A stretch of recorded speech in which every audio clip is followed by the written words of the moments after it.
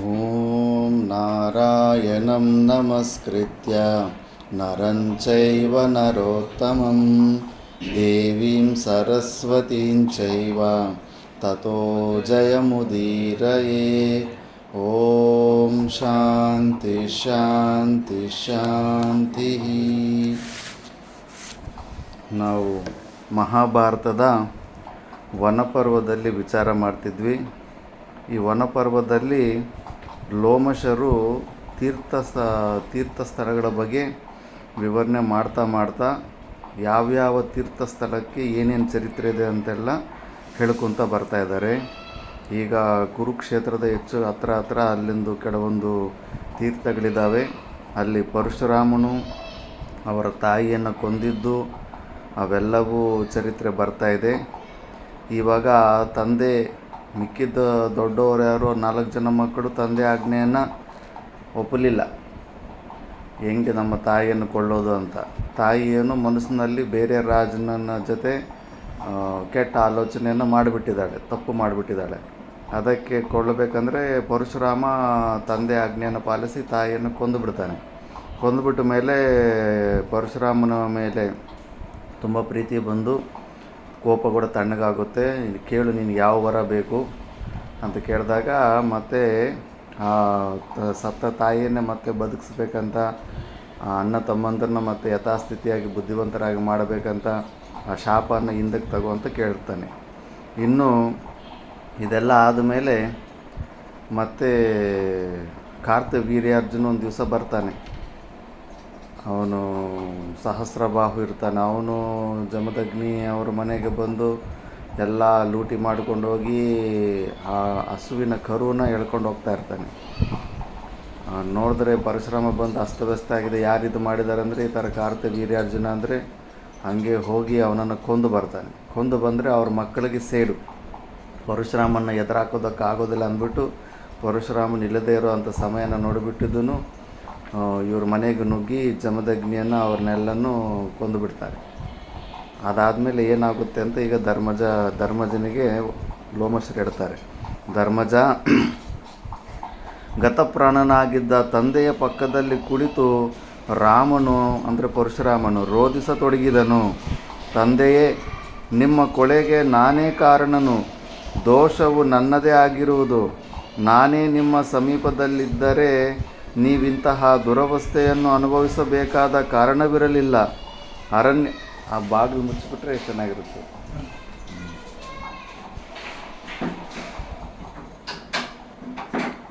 Lock ಆಗಿ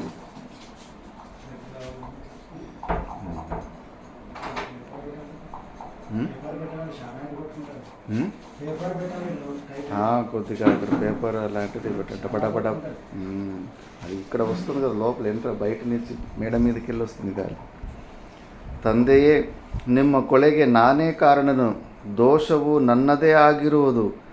ನಾನೇ ನಿಮ್ಮ ಸಮೀಪದಲ್ಲಿದ್ದರೆ ನೀವಿಂತಹ ದುರವಸ್ಥೆಯನ್ನು ಅನುಭವಿಸಬೇಕಾದ ಕಾರಣವಿರಲಿಲ್ಲ.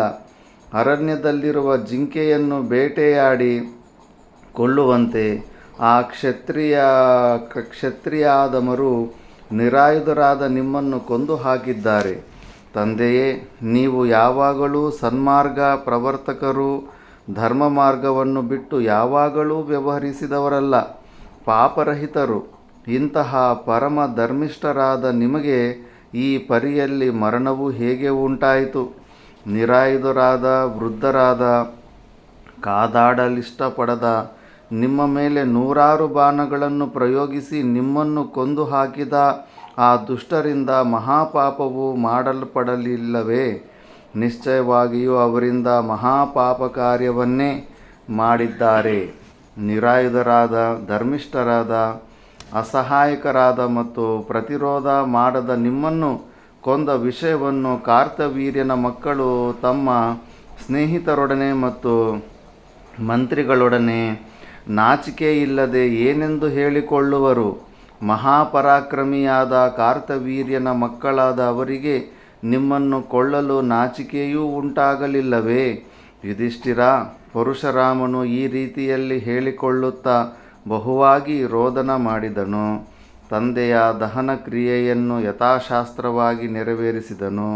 ತಂದೆಯ ಮೃತ ಶರೀರವು ದಗ್ಧವಾದರೂ ರಾಮನ ಹೃದಯದಲ್ಲಡಗಿದ್ದ ಕೋಪವು ಶಾಂತವಾಗಲಿಲ್ಲ. ತಂದೆಯ ಮೃತ ಶರೀರವು ದಗದಗನೆ ಉರಿಯುತ್ತಿದ್ದಂತೆ ಅವನ ಹೃದಯವನ್ನಾವರಿಸಿದ ಕೋಪಾಗ್ನಿಯು ದಗದಗನೆ ಹತ್ತಿ ಉರಿಯಲಾರಂಭಿಸಿತು. ಆಗಲೇ ರಾಮನು ನಿರಾಯುಧರಾದ, ಧರ್ಮಿಷ್ಠರಾದ, ಪರರಾದ, ವೃದ್ಧರಾದ ನಮ್ಮ ತಂದೆಯವರನ್ನು ಕೊಂದ ಪಾಪಿಷ್ಠರ ವಂಶವಾದ ಕ್ಷತ್ರಿಯ ಕುಲವನ್ನೇ ನಿರ್ಮೂಲ ಮಾಡಿಬಿಡುತ್ತೇನೆ ಎಂಬ ಘೋರವಾದ ಪ್ರತಿಜ್ಞೆಯನ್ನು ಮಾಡಿದನು. ಯುಧಿಷ್ಠಿರ, ಪರಶುರಾಮನು ಮಹಾಪರಾಕ್ರಮಿಯು, ಯುದ್ಧದಲ್ಲಿ ಅಪ್ರತಿಹತನು. ವಿರೋಚಿತವಾದ ಮಹಾಶಕ್ತಿಯು ಅವನಲ್ಲಿ ಎದ್ದಿತು. ಅವನು ಸಾಕ್ಷಾತ್ ಯಮಧರ್ಮನಂತೆಯೇ ಕಾಣುತ್ತಿದ್ದನು. ಅಂತಹ ಪರಶುರಾಮನು ಕೃತಪ್ರತಿಜ್ಞನಾಗಿ ಕೊಡಲಿಯನ್ನು ಹೆಗಲ ಮೇಲೇರಿಸಿ ಕ್ಷತ್ರಿಯರ ವಿಧ್ವಂಸನಕ್ಕಾಗಿ ಹೊರಟೇ ಬಿಟ್ಟನು. ಮೊದಲನೆಯದಾಗಿ ತನ್ನ ತಂದೆಯನ್ನು ಕೊಂದಿದ್ದ ಕಾರ್ತವೀರ್ಯನ ಮಕ್ಕಳ ಅನುಯಾಯಿಗಳಾಗಿದ್ದ ಅನೇಕ ಕ್ಷತ್ರಿಯ ರಾಜರನ್ನು ಯುದ್ಧದಲ್ಲಿ ಪರಾಜಯಗೊಳಿಸಿ ಸಂಹರಿಸಿದನು. 21 ಬಾರಿ ಭೂಮಿಯನ್ನು ಪ್ರದಕ್ಷಿಣೆ ಮಾಡಿ ಕ್ಷತ್ರಿಯ ಕುಲವನ್ನೇ ವಿನಾಶಗೊಳಿಸಿದನು. ಆ 21 ಸತಿ ಯಾಕೆ ಮಾಡ್ತಾನಂದರೆ ಅವ್ರ ತಾಯಿ ಶಬ್ದ ದೂರದಿಂದ ಪರಶುರಾಮ ಅಂತ 21 ಸತಿ ಕೇಳಿರುತ್ತೆ, ಕೂಗಿರ್ತಾರೆ. ಅದಕ್ಕೆ 21 ಸತಿ ಎಲ್ಲ ನಾಶ ಮಾಡಿರ್ತಾನೆ. ಈ ರೀತಿಯಲ್ಲಿ ಕ್ಷತ್ರಿಯ ಕುಲವನ್ನು ವಿನಾಶ ಮಾಡಿ ಅವರ ರಕ್ತದಿಂದ ಸಮಂತ ಪಂಚಕವೆಂಬ ಪವಿತ್ರ ಸ್ಥಳದಲ್ಲಿ 5 ರಕ್ತ ಸರೋವರಗಳನ್ನೇ ನಿರ್ಮಾಣ ಮಾಡಿದನು. ಅಷ್ಟು ಜನರನ್ನು ಕೊಂದಿದ್ದು ರಕ್ತನೇ ಸರೋವರ ಥರ ಇರುತ್ತೆ. ಭೃಗುವಂಶ ಪ್ರದೀಪನಾದ ಪರಶುರಾಮನು ಆ ರಕ್ತದ ನೀರಿನಿಂದ ತನ್ನ ಪಿತೃದೇವತೆಗಳಿಗೆ ತರ್ಪಣವನ್ನಿತ್ತನು. ಆ ಸಮಯದಲ್ಲಿ ಪರಶುರಾಮನ ಪಿತಾಮಹನಾದ ರುಚಿಕನು ಸಶರೀರನಾಗಿ ಬಂದು ಮುಂದೆ ಘೋರ ಕರ್ಮವನ್ನು ಮಾಡದಂತೆ ಪರಶುರಾಮನನ್ನು ತಡೆದನು. ರುಚಿಕನಂತ ಪಿತೃದೇವತೆ. ರುಚಿಕ ಮಹರ್ಷಿಯ ಮಾತಿನಂತೆ ಮುಂದೆ ಪರಶುರಾಮನು ಕ್ಷತ್ರಿಯ ಕುಲದ ವಿಧ್ವಂಸನ ಕಾರ್ಯವನ್ನು ನಿಲ್ಲಿಸಿ ಮಹಾಯಜ್ಞದಿಂದ ದೇವತೆಗಳಿಗೊಡೆಯನಾದ ಇಂದ್ರನನ್ನು ಸಂತರ್ಪಿಸಿ ಕ್ಷತ್ರಿಯನ್ನು ಧ್ವಂಸ ಮಾಡಿ ಸಂಪಾದಿಸಿದ್ದ ಅಖಂಡ ಭೂಮಂಡಲವನ್ನು ಋತ್ವಿಜರಿಗೆ ದಾನ ಮಾಡಿದನು. ಮಹಾರಾಜ ಪರಶುರಾಮನು ಆ ಮಹಾಯಜ್ಞಕ್ಕಾಗಿ 20 ಗಜ 10 ಮಾರು ಅಗಲವಾಗಿಯೂ 18 ಗಜ 9 ಮಾರು ಎತ್ತರವಾಗಿಯೂ ಇದ್ದ ಸ್ವರ್ಣಮಯವಾದ ವೇದಿಯೊಂದನ್ನು ನಿರ್ಮಿಸಿದ್ದನು. ಆ ಸ್ವರ್ಣವೇದಿಯನ್ನು ಕಶ್ಯಪನೆಂಬ ಬ್ರಾಹ್ಮಣನಿಗೆ ದಾನವಾಗಿ ಕೊಟ್ಟನು. ಯಜ್ಞದಲ್ಲಿ ಭಾಗವಹಿಸಿದ್ದ ಋತ್ವಿಜರೆಲ್ಲರೂ ಕಶ್ಯಪನ ಅನುಮತಿಯನ್ನು ಪಡೆದು ಆ ಸ್ವರ್ಣ ವೇದಿಕೆಯನ್ನು ತುಂಡು ತುಂಡು ಮಾಡಿ ಹಂಚಿಕೊಂಡರು. ಹೀಗೆ ಮಾಡಿದ್ದರಿಂದ ಮುಂದೆ ಅವರಿಗೆ ಖಾಂಡವಾಯನರು ಎಂದೇ ಹೆಸರಾಯಿತು. ಕ್ಷತ್ರಿಯ ಕುಲ ವಿಧ್ವಂಸಕನಾದ ಮಹಾಬಲಿಷ್ಠನಾದ ಪರಶುರಾಮನು ಕಶ್ಯಪನಿಗೆ ಈ ಪೃಥ್ವಿ ಎಲ್ಲವನ್ನೂ ದಾನವಾಗಿ ಕೊಟ್ಟು ತಾನು ಮಹಾಘೋರವಾದ ತಪಸ್ಸಿನಲ್ಲಿಯೇ ನಿರತನಾದನು. ಯುಧಿಷ್ಠಿರ, ಅವನೀಗ ಪರ್ವತಗಳಿಗೆ ರಾಜನಂತಿರುವ ಈ ಮಹೇಂದ್ರ ಪರ್ವತದಲ್ಲಿ ವಾಸವಾಗಿದ್ದಾನೆ. ನಾನು ಹೇಳಿದ ರೀತಿಯಲ್ಲಿ ಕ್ಷತ್ರಿಯರಿಗೆ ಪರಶುರಾಮನಿಗೂ ವೈಮನಸ್ಯ ಉಂಟಾಗಿ ರಾಮನು ತನ್ನ ಭುಜಬಲ ಪರಾಕ್ರಮಗಳಿಂದ ಕ್ಷತ್ರಿಯರೆಲ್ಲರನ್ನೂ ನಿಗ್ರಹಿಸಿ ಈ ಪೃಥ್ವಿಯನ್ನೇ ತನ್ನದನ್ನಾಗಿ ಮಾಡಿಕೊಂಡನು. ವೈಶಂಪಾಯನರು ಜನಮೇಜಯನಿಗೆ ಹೇಳ್ತಾರೆ, ಜನಮೇಜಯ, ಅಕೃತವ್ರಣನು ಯುಧಿಷ್ಠಿರನಿಗೆ ಪರಶುರಾಮನ ಸುಚರಿತವನ್ನು ಹೇಳಿದನು. ಅಕೃತವ್ರಣನು ಹೇಳಿದಂತೆಯೇ ಶುಕ್ಲ ಪಕ್ಷದ ಚತುರ್ದಶಿಯ ದಿವಸ ಪರಶುರಾಮನು ಮಹೇಂದ್ರ ಪರ್ವತದಲ್ಲಿದ್ದ ಬ್ರಾಹ್ಮಣರಿಗೂ ಯುಧಿಷ್ಠಿರನಿಗೂ ಮತ್ತು ಅವನ ಸಹೋದರರಿಗೂ ದರ್ಶನವನ್ನಿತ್ತನು.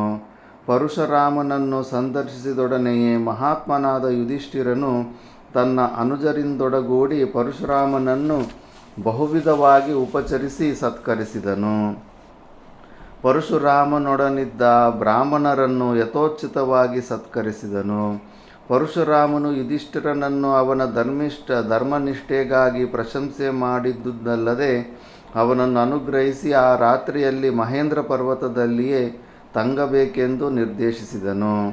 ಯುಧಿಷ್ಠಿರನು ಪರಶುರಾಮನ ಮಾತಿನಂತೆ ಆ ರಾತ್ರಿ ಮಹೇಂದ್ರ ಪರ್ವತದಲ್ಲಿಯೇ ತಂಗಿದ್ದು ಮರುದಿನ ಬ್ರಾಹ್ಮಣರ ಅನುಮತಿಯನ್ನು ಪಡೆದು ತನ್ನ ಅನುಜರೊಡನೆ ದಕ್ಷಿಣಾಭಿಮುಖವಾಗಿ ಪ್ರಯಾಣ ಮಾಡಿದನು.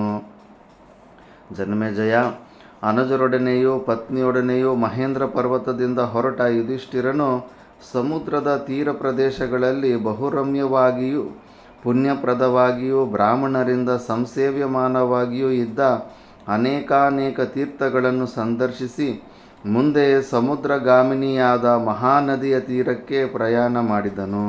ಇದು ಒಡಿಸ್ಸಾ ಹತ್ರ ಬರುತ್ತೆ. ಮಹಾನದಿ ತುಂಬ ಅಗಲ ಇರುತ್ತೆ. ಅದು ಟ್ರೈನಲ್ಲೇ ಒಂದು 2 ಕಿಲೋಮೀಟ್ರ್ 3 ಕಿಲೋಮೀಟ್ರ್ ಅಗಲನೇ ಇದೆ ಅದು ನದಿ ಆ ಕಡೆ. ಅಲ್ಲಿಯೂ ಸ್ನಾನ ಮಾಡಿ ಪಿತೃದೇವತೆಗಳಿಗೆ ತರ್ಪಣಾದಿಗಳನ್ನಿತ್ತು ದೇವತೆಗಳನ್ನು ಅರ್ಚಿಸಿ ಆ ಕ್ಷೇತ್ರಗಳಲ್ಲಿದ್ದ ಬ್ರಾಹ್ಮಣರಿಗೆ ದಾನ ದಕ್ಷಿಣೆಗಳನ್ನಿತ್ತು ಅಲ್ಲಿಂದ ಮುಂದೆ ಸಮುದ್ರಗಾಮಿನಿಯಾದ ಗೋದಾವರಿಯ ತೀರಕ್ಕೆ ಪ್ರಯಾಣ ಮಾಡಿದನು. ಪವಿತ್ರವಾದ ಆ ಗೋದಾವರಿ ನದಿಯಲ್ಲಿ ಯುಧಿಷ್ಠಿರನು ತನ್ನ ಪರಿವಾರದೊಡನೆ ಮಿಂದು ಸಕಲ ಪಾಪಗಳನ್ನು ಪರಿಹಾರ ಮಾಡಿಕೊಂಡು ದ್ರಾವಿಡ ಪ್ರದೇಶಕ್ಕೆ ಪ್ರಯಾಣ ಮಾಡಿದನು.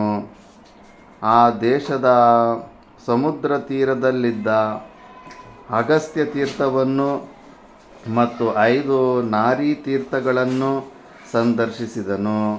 ಆ ತೀರ್ಥಗಳಲ್ಲಿ ಸ್ನಾನ ಮಾಡಿದ ನಂತರ ಮುಂದೆ ಪ್ರಯಾಣ ಮಾಡಿ ಇನ್ನೂ ಅನೇಕ ತೀರ್ಥಗಳನ್ನು ಸಂದರ್ಶಿಸಿ ಸ್ನಾನ ಮಾಡಿದನು. ಆ ಕ್ಷೇತ್ರಗಳ ಯಾತ್ರೆಯನ್ನು ಮಾಡುತ್ತಿದ್ದ ಕಾಲದಲ್ಲಿ ಅಲ್ಲಿದ್ದ ತಪಸ್ವಿಗಳ ಮುಖಾರವಿಂದದಿಂದ ಯುಧಿಷ್ಠಿರನು ತನ್ನ ಅನುಜನಾದ ಅರ್ಜುನನ ಅಮಾನುಷವಾದ ಕಾರ್ಯಗಳನ್ನು ಕೇಳುತ್ತಿದ್ದನು. ಧನುರ್ಧಾರಿಗಳಲ್ಲಿ ಶ್ರೇಷ್ಠನಾದ ಅರ್ಜುನನ ಅಗ್ರಜನಾದ ಯುಧಿಷ್ಠಿರನು ತಮ್ಮ ಕ್ಷೇತ್ರಕ್ಕೆ ಬಂದಿರುವುದನ್ನು ತಿಳಿದೊಡನೆಯೇ ಅಲ್ಲಿದ್ದ ಋಷಿ ಮಹರ್ಷಿಗಳು ಯುಧಿಷ್ಠಿರನ ಪರಿವಾರವನ್ನು ಆದರದಿಂದ ಸ್ವಾಗತಿಸಿ ಅರ್ಜುನನನ್ನು ಬಹುವಾಗಿ ಶ್ಲಾಘಿಸುತ್ತಿದ್ದರು. ಅವರ ಮಾತುಗಳನ್ನು ಕೇಳಿ ಯುಧಿಷ್ಠಿರನಿಗೂ ಮಹಾನಂದವಾಗುತ್ತಿದ್ದಿತು. ಯುಧಿಷ್ಠಿರನು ಕೃಷ್ಣೆಯೊಡನೆಯೂ ಅನುಜರೊಡನೆಯೂ ಅಲ್ಲಿನ ಪುಣ್ಯತೀರ್ಥಗಳಲ್ಲಿ ಸ್ನಾನ ಮಾಡುತ್ತಾ ಅರ್ಜುನನ ಗುಣಗಾನ ಮಾಡುತ್ತಾ ಬಹಳ ಸಂತೋಷದಿಂದ ಕಾಲ ಕಳೆಯುತ್ತಿದ್ದನು. ಸಮುದ್ರ ತೀರದಲ್ಲಿದ್ದ ಅನೇಕ ಪುಣ್ಯಕ್ಷೇತ್ರಗಳಲ್ಲಿ ಯುಧಿಷ್ಠಿರನು ಬ್ರಾಹ್ಮಣರಿಗೆ ಸಾವಿರಾರು ಗೋವುಗಳನ್ನು ದಾನವಾಗಿ ಕೊಡುತ್ತಿದ್ದನು. ಮತ್ತು ಆ ಕ್ಷೇತ್ರಗಳಲ್ಲಿ ಹಿಂದೆ ಅರ್ಜುನನನು ಬ್ರಾಹ್ಮಣರಿಗೆ 100 ಗೋವುಗಳನ್ನು ದಾನವಾಗಿ ಕೊಟ್ಟ ಪ್ರಕರಣವನ್ನು ಸ್ಮರಿಸಿಕೊಂಡು ಅದನ್ನು ತನ್ನ ಅನುಜರಿಗೆ ವಿಶದವಾಗಿ ಹೇಳುತ್ತಿದ್ದನು. ಯುಧಿಷ್ಠಿರನು ಸಮುದ್ರ ತೀರದಲ್ಲಿದ್ದ ಯಾವುದೊಂದು ಕ್ಷೇತ್ರವನ್ನು ಬಿಡದೆ ಪ್ರತಿಯೊಂದು ಕ್ಷೇತ್ರವನ್ನು ಸಂದರ್ಶಿಸುತ್ತಾ ಕಡೆಗೆ ಶೂರ್ಪಾರಕವೆಂಬ ಮಹಾಕ್ಷೇತ್ರವನ್ನು ಸೇರಿದನು. ಶೂರ್ಪಾರಕವೆಂಬ ಆ ಕ್ಷೇತ್ರದ ಸಮೀಪದಲ್ಲಿಯೇ ಸಮುದ್ರವನ್ನು ಸ್ವಲ್ಪ ದೂರ ದಾಟಿ ಲೋಕಪ್ರಸಿದ್ಧವಾದ ಅರಣ್ಯವನ್ನು ಪ್ರವೇಶಿಸಿದನು. ಸಮುದ್ರದ ಮಧ್ಯದಲ್ಲಿದ್ದ ಆ ಅರಣ್ಯದಲ್ಲಿ ಹಿಂದೆ ದೇವತೆಗಳು ತಪಸ್ಸನ್ನು ಮಾಡುತ್ತಿದ್ದರು. ಅದೇ ರೀತಿಯಲ್ಲಿ ಧಾರ್ಮಿಕರಾದ ರಾಜರು ಆ ದ್ವೀಪಕ್ಕೆ ಹೋಗಿ ಯಜ್ಞಯಾಗಾದಿಗಳನ್ನು ಮಾಡುತ್ತಿದ್ದರು. ಆ ಪವಿತ್ರ ಸ್ಥಳದಲ್ಲಿಯೇ ದೀರ್ಘಬಾಹುವಾದ ಯುಧಿಷ್ಠಿರನು ಧನುರ್ಧಾರಿಗಳಲ್ಲಿ ಶ್ರೇಷ್ಠನೆನಿಸಿದ್ದ ರುಚಿಕನ ಮಗನು ನಿರ್ಮಿಸಿದ್ದ ಯಜ್ಞವೇದಿಯನ್ನು ಸಂದರ್ಶಿಸಿದನು. ಆ ಯಜ್ಞವೇದಿಯು ಅನೇಕಾನೇಕ ತಪಸ್ವಿಗಳಿಂದ ವ್ಯಾಪ್ತವಾಗಿದ್ದು ಪುಣ್ಯಪುರುಷರ ಪೂಜೆಗೆ ಅರ್ಹವಾಗಿತ್ತು. ಆ ಪವಿತ್ರ ಕ್ಷೇತ್ರದಲ್ಲಿ ಯುಧಿಷ್ಠಿರನು ಬಹುಸುಂದರವಾದ ಅನೇಕ ದೇವಾಲಯಗಳನ್ನು ಸಂದರ್ಶಿಸಿದನು. ಆಗ್ಲಿಂದನೇ ಮೂರ್ತಿ ಪೂಜೆ ಮಾಡೋದು ಅಭ್ಯಾಸ ಇದೆ. ಆ ಕ್ಷೇತ್ರದಲ್ಲಿ ಅಷ್ಟವಸುಗಳ 7 ಮರುತ್ತುಗಳ ದೇವಾಲಯಗಳಿದ್ದವು. ಅಶ್ವಿನಿ ದೇವತೆಗಳ, ವೈವಸ್ವತರ, 12 ಆದಿತ್ಯರ ಮತ್ತು ಕುಬೇರನ ದೇವಾಲಯಗಳಿದ್ದವು. ಇಂದ್ರನ, ವಿಷ್ಣುವಿನ, ಸವಿತೃವಿನ ಮತ್ತು ವಿಭುವಿನ ದೇವಾಲಯಗಳಿದ್ದವು. ಈಶ್ವರನ, ಚಂದ್ರನ, ದಿವಾಕರನ, ವರುಣದೇವನ ಸುಂದರ ದೇವಾಲಯಗಳಿದ್ದವು. ಸಾಧ್ಯರ, ಧಾತೃವಿನ ಮತ್ತು ಪಿತೃದೇವತೆಗಳ ಆಲಯಗಳಿದ್ದವು. ಆ ಪವಿತ್ರ ಕ್ಷೇತ್ರದಲ್ಲಿ ಸಕಲ ಗುಣಗಳಿಂದ ಕೂಡಿದ ರುದ್ರನ ದೇವಾಲಯವೂ ಇದ್ದಿತು. ಸರಸ್ವತಿಯ ಸಿದ್ಧಗಣಗಳ ಆಯತನಗಳಿದ್ದವು. ಹೆಚ್ಚೇನು ಹೇಳಲಿ ಜನಮೇಜಯ, ಆ ಪವಿತ್ರ ಕ್ಷೇತ್ರದಲ್ಲಿ ಸಕಲ ದೇವತೆಗಳ ದೇವಾಲಯಗಳು ಪ್ರತ್ಯೇಕವಾಗಿದ್ದವು. ಯುಧಿಷ್ಠಿರನು ಆ ದೇವಾಲಯಗಳೆಲ್ಲವನ್ನೂ ಸಂದರ್ಶಿಸಿದ್ದು ಮಾತ್ರವಲ್ಲದೆ ಅಲ್ಲಿಯೇ ಒಂದೆರಡು ದಿನಗಳು ತಂಗಿದ್ದು ಉಪವಾಸ ವ್ರತಾದಿಗಳನ್ನು ಆಚರಿಸಿ ಅಲ್ಲಿದ್ದ ಬ್ರಾಹ್ಮಣರಿಗೆ ಅನೇಕ ರತ್ನಾಭರಣಗಳನ್ನು ದಾನವಾಗಿ ಕೊಟ್ಟನು.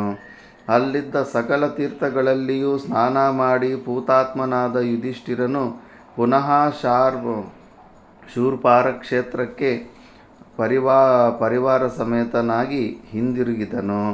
ಆ ಕ್ಷೇತ್ರದಲ್ಲಿ ಸ್ನಾನವನ್ನು ಮುಗಿಸಿಕೊಂಡು ಮುಂದೆ ಸಮುದ್ರ ತೀರದಲ್ಲಿಯೇ ಪ್ರಯಾಣ ಮಾಡುತ್ತಾ ದ್ವಿಜಬೃಂದ ನಿಷೇವಿತವಾಗಿದ್ದ ಭೂಮಿಯಲ್ಲಿ ಸುವಿಖ್ಯಾತವಾಗಿದ್ದ ಪ್ರಭಾಸ ಕ್ಷೇತ್ರಕ್ಕೆ ಪ್ರಯಾಣ ಮಾಡಿದನು. ವಿಶಾಲಾಕ್ಷನಾದ ಯುಧಿಷ್ಠಿರನು ತನ್ನ ಅನುಜರೊಡನೆಯೂ ಪತ್ನಿಯೊಡನೆಯೂ ಬ್ರಾಹ್ಮಣರೊಡನೆಯೂ ಲೋಮಶರೊಡನೆಯೂ ಪ್ರಭಾಸ ತೀರ್ಥದಲ್ಲಿ ಸ್ನಾನ ಮಾಡಿ ಪಿತೃದೇವತೆಗಳಿಗೆ ತರ್ಪಣವನ್ನು ದೇವತೆಗಳಿಗೆ ಯಥಾಯೋಗ್ಯವಾದ ಅರ್ಚನೆಯನ್ನು ಮಾಡಿದನು. ಆ ಪುಣ್ಯಕ್ಷೇತ್ರದಲ್ಲಿ ಯುಧಿಷ್ಠಿರನು 12 ದಿನಗಳ ಪರ್ಯಂತವಾಗಿ ಕೇವಲ ಜಲ ವಾಯು ಭಕ್ಷಕನಾಗಿ ಉಭಯ ಸಂಧ್ಯೆಗಳಲ್ಲಿಯೂ ಪುಣ್ಯತೀರ್ಥದಲ್ಲಿ ಸ್ನಾನ ಮಾಡುತ್ತಾ ತನ್ನ ಸುತ್ತಲೂ ಅಗ್ನಿಯನ್ನು ಪ್ರತಿಷ್ಠಾಪಿಸಿ ಪಂಚಾಗ್ನಿಗಳ ಮಧ್ಯದಲ್ಲಿ ತಪಶ್ಚರಣೆ ಮಾಡುತ್ತಿದ್ದನು. ಪ್ರಭಾಸ ಕ್ಷೇತ್ರಕ್ಕೆ ಸಮೀಪದಲ್ಲಿದ್ದ ದ್ವಾರಕೆಯಲ್ಲಿ ವಾಸವಾಗಿದ್ದ ಬಲರಾಮ ಶ್ರೀಕೃಷ್ಣರು ಚತುರಂಗ ಬಲ ಸಮೇತರಾಗಿ ಯುಧಿಷ್ಠಿರನನ್ನು ಸಂದರ್ಶಿಸುವ ಸಲುವಾಗಿ ವೃಷ್ಣಿಕುಲದವರೊಡನೆ ಪ್ರಭಾಸ ಕ್ಷೇತ್ರಕ್ಕೆ ಆಗಮಿಸಿದರು. ರಾಜಾದಿರಾಜನಾದ ಹಂಸತೂಲಿಕಾತಲ್ಪದಲ್ಲಿ ಮಳಗಳು ಯೋಗ್ಯನಾದ ಯುಧಿಷ್ಠಿರನು ತನ್ನ ತಮ್ಮಂದಿರೊಡನೆ ಭೂಶಯ್ಯೆಯಲ್ಲಿಯೇ ಮಲಗಬೇಕಾದ ಚಿಂತಾಜನಕವಾದ ಸ್ಥಿತಿಯನ್ನು ಕಂಡು ವೃಷ್ಣಿಕುಲದವರೆಲ್ಲರೂ ಸಂಕಟಪಟ್ಟರು. ದ್ರೌಪದಿಯ ಕಷ್ಟವನ್ನು ನೋಡಿ ಅವರ ದುಃಖವು ಇಮ್ಮಡಿಯಾಯಿತು. ಅವರಿಗೆ ತಮ್ಮ ದುಃಖವನ್ನು ತಡೆದುಕೊಳ್ಳಲು ಸಾಧ್ಯವೇ ಆಗಲಿಲ್ಲ. ಎಂತಹ ಕಷ್ಟ ಪರಿಸ್ಥಿತಿಯಲ್ಲಿಯೂ ಅಧೀರನಾಗಿದ್ದ ಯುಧಿಷ್ಠಿರನು ಮಾತ್ರ ಯಾವ ವಿಧವಾದ ಸಂಕಟವನ್ನು ತೋರ್ಪಡಿಸದೆ ತನ್ನ ಬಳಿಗೆ ಆಗಮಿಸಿದ ಬಲರಾಮ, ಕೃಷ್ಣನ ಮಗ ಪ್ರದ್ಯುಮ್ನ, ಸಾಂಬ, ಸಾತ್ಯಕಿ ಮತ್ತು ಇತರ ವೃಷ್ಣಿಕುಲದ ನಾಯಕರನ್ನು ಆದರದಿಂದ ಸ್ವಾಗತಿಸಿ ಸತ್ಕರಿಸಿದನು. ರಾಮಕೃಷ್ಣರು ಯುಧಿಷ್ಠಿರನನ್ನು ಮತ್ತು ಅವನ ಪರಿವಾರದವರನ್ನು ಯಥಾಯೋಗ್ಯವಾಗಿ ಸತ್ಕರಿಸಿದರು. ಪರಸ್ಪರವಾಗಿ ಕುಶಲ ಪ್ರಶ್ನೆಗಳಾದ ನಂತರ ದೇವೇಂದ್ರನನ್ನು ಸುತ್ತುವರಿದು ದೇವತೆಗಳು ಕುಳಿತುಕೊಳ್ಳುವಂತೆ ಧರ್ಮರಾಜನನ್ನು ಸುತ್ತುವರಿದು ಅವನ ಅನುಜರೂ ವೃಷ್ಣಿ ಪರಿವಾರ ಸಮೇತರಾದ ರಾಮಕೃಷ್ಣರು ಉಪವಿಷ್ಟರಾದರು. ಯುಧಿಷ್ಠಿರನು ತನ್ನ ಆಗಿನ ಸ್ಥಿತಿಗೆ ಕಾರಣವನ್ನು ಅದುವರೆಗೆ ತಾನು ಅರಣ್ಯದಲ್ಲಿ ಹೇಗೆ ದಿನಗಳನ್ನು ಕಳೆದನೆಂಬುದನ್ನು ಅರ್ಜುನನು ಶಾಸ್ತ್ರಗಳ ರಹಸ್ಯವನ್ನು ತಿಳಿಯಲು ಇಂದ್ರನಲ್ಲಿಗೆ ಪ್ರಯಾಣ ಮಾಡಿರುವ ವಿಷಯವನ್ನು ಬಲರಾಮಕೃಷ್ಣರಿಗೆ ವಿಶದವಾಗಿ ಹೇಳಿದನು. ಆ ವಿಷಯಗಳೆಲ್ಲವನ್ನೂ ಯಾದವರು ಬಹಳ ಆಸಕ್ತಿಯಿಂದ ಕೇಳಿ ತಿಳಿದುಕೊಂಡರು. ಆದರೆ ಪಾಂಡವರು ಕೃಶವಾಗಿದ್ದ ಶರೀರಗಳನ್ನು ಕಂಡೊಡನೆಯೇ ಅವರ ದುಃಖವು ಇಮ್ಮಡಿಯಾಗಿ ಮಹಾನುಭಾವರಾದ ಯಾದವರು ಗಳಗಳನೆ ಹತ್ತು ಬಿಟ್ಟರು. ಕಾಡಲ್ಲಿ ಏನು ತಿಂದರೂ ಕೂಡ ಶರೀರ ಮಾತ್ರ ಕಡಿಮೆ ಆಗಿಬಿಡುತ್ತೆ. ನರ್ಮದಾ ಪರಿಕ್ರಮ ಮಾಡಿದ್ರೂ ಕೂಡ ಒಂದು 5ರಿಂದ 10 kg ಕಡಿಮೆ ಆಗಿಬಿಡ್ತಾನೆ ಮನುಷ್ಯ. ತಪಶ್ಚರಣೆ ಇರುತ್ತೆ. ಜನಮೇಜಯನು ವೈಶಂಪಾಯನ ಪ್ರಶ್ನಿಸುತ್ತಾನೆ, ಮಹರ್ಷಿಗಳೇ, ಯುಧಿಷ್ಠಿರನೇ ಮೊದಲಾದ ಪಾಂಡವರು, ಬಲಭದ್ರನೇ ಮೊದಲಾದ ವೃಷ್ಣಿಗಳು ಪ್ರಭಾಸ ಕ್ಷೇತ್ರವನ್ನು ಸೇರಿದ ನಂತರ ಯಾವ ವಿಷಯವಾಗಿ ಸಂಭಾಷಣೆಯನ್ನು ನಡೆಸಿದರು? ಅವರು ಪರಸ್ಪರ ನಡೆಸಿದ ಸಂಭಾಷಣೆಯು ಮಹತ್ವಪೂರಿತವಾದದ್ದೇ ಆಗಿರಬೇಕಲ್ಲವೇ? ಏಕೆಂದರೆ ಅವರೆಲ್ಲರೂ ಮಹಾತ್ಮರು, ಸಕಲ ವಿದ್ಯೆಗಳಲ್ಲಿಯೂ ಪಾರಂಗತರು. ಎಲ್ಲಕ್ಕಿಂತಲೂ ಮಿಗಿಲಾಗಿ ಪಾಂಡವ ವೃಷ್ಣಿಗಳು ಪರಸ್ಪರವಾಗಿ ಆಪ್ತ ಮಿತ್ರರು. ಒಬ್ಬರನ್ನು ಮತ್ತೊಬ್ಬರು ಬಹುಮೈತ್ರಿಯಿಂದ ಕಾಣುತ್ತಿದ್ದರು. ಈ ಕಾರಣಗಳಿಂದ ಅವರ ಸಂಭಾಷಣೆಯು ಮಹತ್ವಪೂರ್ಣವೇ ಆಗಿರಬೇಕೆಂದು ಭಾವಿಸುತ್ತೇನೆ. ಅವರ ಸಂಭಾಷಣೆಯನ್ನು ನನಗೆ ವಿವರವಾಗಿ ಹೇಳಿರಿ. ಜನ್ಮೇಜಯ, ನೀನು ಭಾವಿಸಿರುವಂತೆಯೇ ಅವರ ಸಂಭಾಷಣೆಯು ಮಹತ್ವಪೂರ್ಣವಾದುದೇ ಆಗಿದ್ದಿತು. ಎಲ್ಲವನ್ನೂ ನಿನಗೆ ವಿವರಿಸಿ ಹೇಳುವೆನು. ಸಾವಧಾನ ಚಿತ್ತನಾಗಿ ಕೇಳು. ನಾನು ಹಿಂದಿನ ಪ್ರಕರಣದಲ್ಲಿ ಹೇಳಿದಂತೆ ವೃಷ್ಣಿಗಳು ಸಮುದ್ರ ತೀರದಲ್ಲಿದ್ದ ಪವಿತ್ರತಮವಾದ ಪ್ರಭಾಸ ಕ್ಷೇತ್ರವನ್ನು ತಲುಪಿ ಪರಸ್ಪರ ಕುಶಲ ಪ್ರಶ್ನೆಗಳಾದ ನಂತರ ಧರ್ಮರಾಜನನ್ನು ಸುತ್ತುವರಿದು ಪಾಂಡವ ವೃಷ್ಣಿಗಳು ಕುಳಿತುಕೊಂಡರು. ಹಸುವಿನ ಹಾಲಿನಂತೆ, ಕುಂದಪುಷ್ಪದಂತೆ, ಚಂದ್ರನಂತೆ, ಬೆಳ್ಳಿಯಂತೆ ಅಥವಾ ಕಮಲದ ನಾಳದಂತೆ ಬಿಳುಪಾದ ಬಣ್ಣದಿಂದ ಕೂಡಿದ್ದ ವನಸುಮಗಳ ಮಾಲೆಯನ್ನು ಧರಿಸಿದ್ದ, ನೇಗಿಲನ್ನೇ ಆಯುಧವನ್ನಾಗಿ ಹೆಗಲ ಮೇಲೆ ಧರಿಸಿಕೊಂಡಿದ್ದ ಬಲರಾಮನು ಧರ್ಮರಾಜನ ಸಮ್ಮುಖದಲ್ಲಿ ಪುಂಡರೀಕಾಕ್ಷನಾದ ಶ್ರೀಕೃಷ್ಣನೊಡನೆ ಹೇಳಿದನು. ಕೃಷ್ಣ, ಧರ್ಮ ಮಾರ್ಗಾನುಸರಣೆಯು ಪ್ರಾಣಿಗಳಿಗೆ ಅಭ್ಯುದಯದಾಯಕವೆಂಬುದನ್ನು, ಅಧರ್ಮಾಚರಣೆಯು ಪ್ರಾಣಿಗಳಿಗೆ ಪರಾಭವದಾಯಕವೆಂಬುದನ್ನು ನಾನು ನಂಬುವುದಿಲ್ಲ.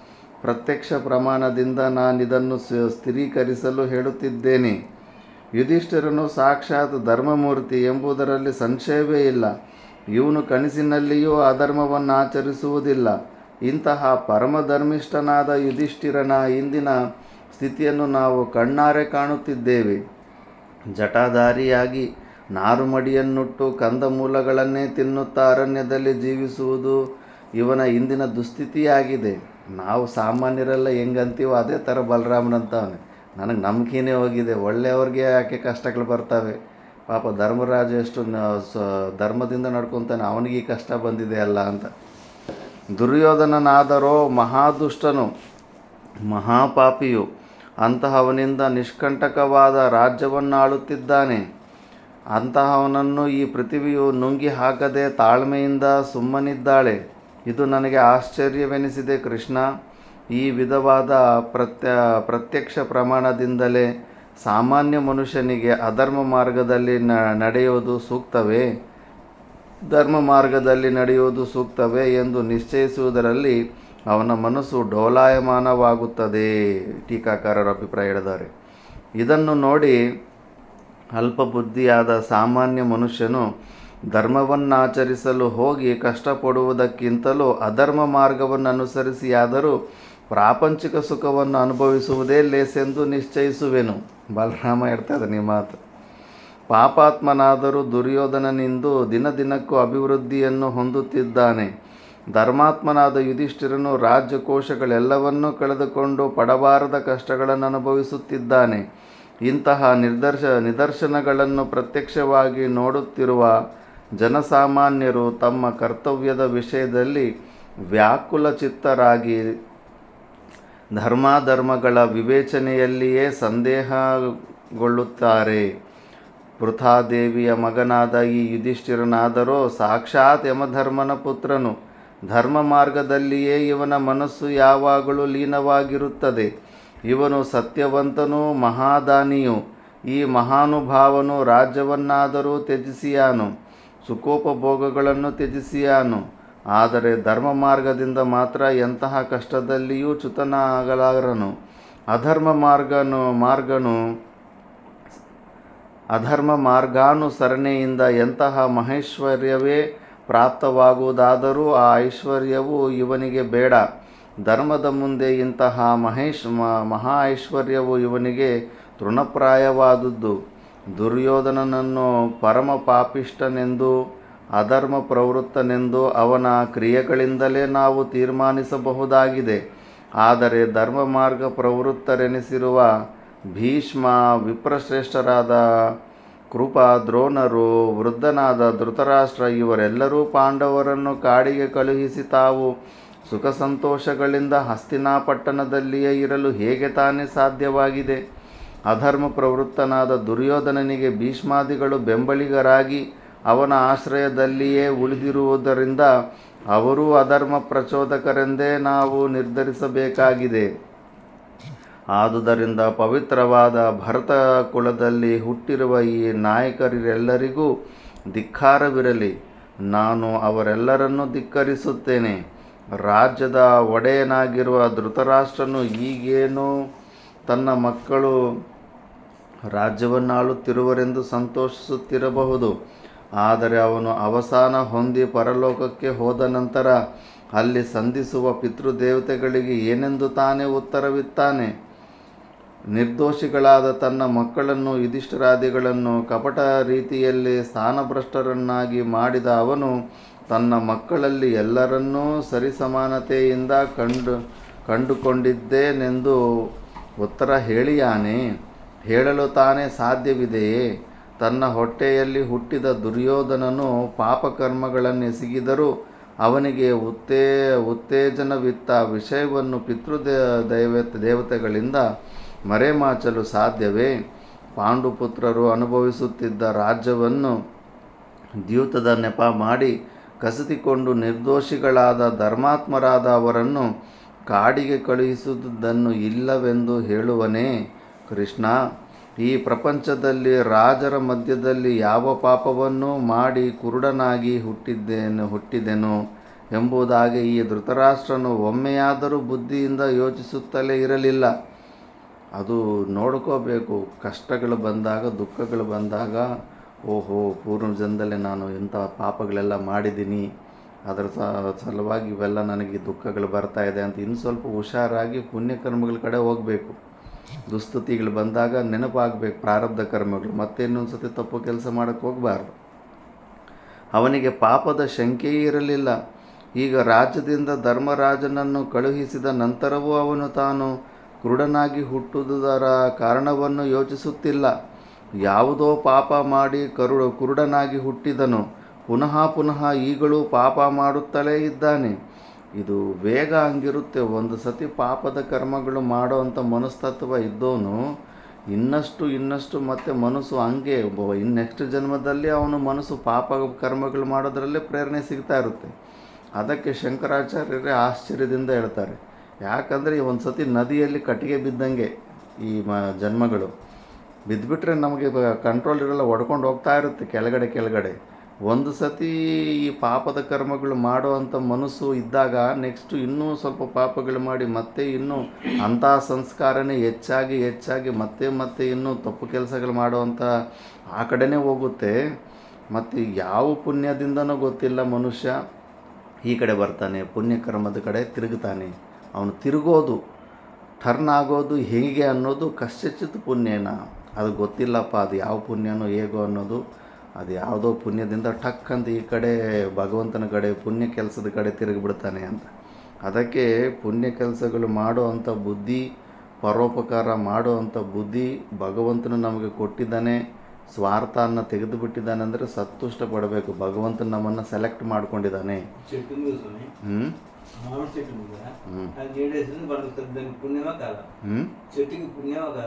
ఏమి చెట్టుకి పుణ్యం వస్తుందా రాదు. పశు పక్షులకు పుణ్యం పాపము కర్మము లేదు. వాళ్ళకు పూర్వజన్మలో చేసిన కర్మలని అవి అనుభవించడమే తప్పే కానీ కొత్తగా కర్మలు చేసే అధికారం లేదు. అనుభవిస్తున్నాయి అంతే అవి. ఆ చెట్టుతో అది ఆ చెట్టుకు పుణ్యం కాదు, అప్పు. ఆ చెట్టుకు పూర్వజన్మలో ఇట్లే ఆశ్రమంలో ఇంట్లో పడుకోవడానికి వాళ్ళకి వీళ్ళకి ఎంత ఒక 5-6 గంటల సేపు నువ్వు నీ ఇంట్లో దానికి అవకాశం ఇచ్చింటివి. ఇప్పుడు దారిలో పోతుంటే కానీ అది కూడా ఆ నీడ అవకాశం, అది అప్పు తీర్చుకుంటా కర్మలు లెవెల్ చేసుకుంటూ ఉంటుంది అంతే. పశుపక్షి యోనిలకు కర్మలకు అధికారం లేదని శాస్త్రం చెప్తుంది.